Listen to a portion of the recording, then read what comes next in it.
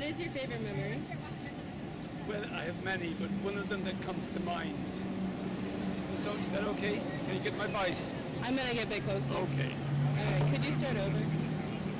Okay. One of my most vivid ones is many years ago. I worked in West Africa. I had a boss who was an exceptionally kind and gentle man.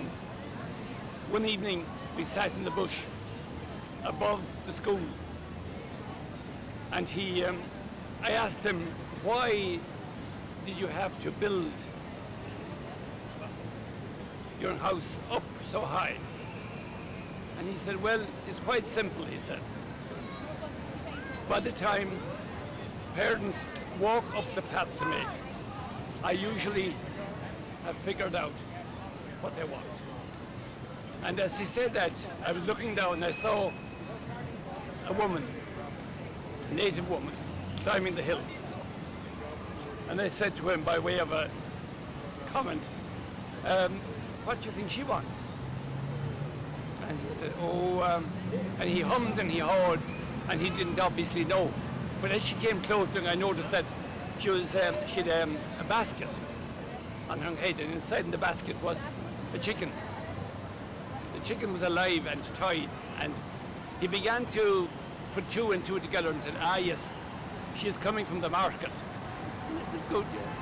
And I said, why the chicken? Well, he said, it's a bad market, because if it was a good one, and if there was enough demand, she would kill the chicken and sell it off in pieces.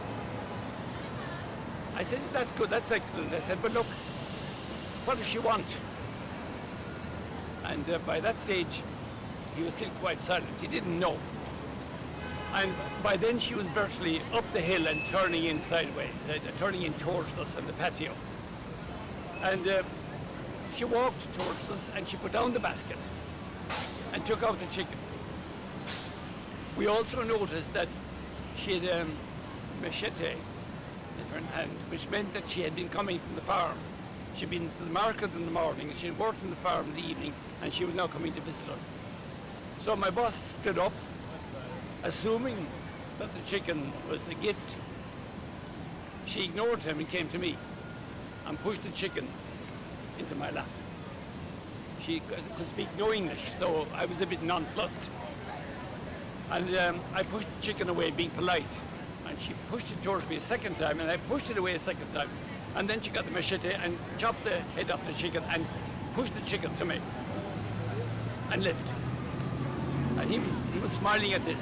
And I said, what's so funny? Because at this stage I was in a bit of a mess.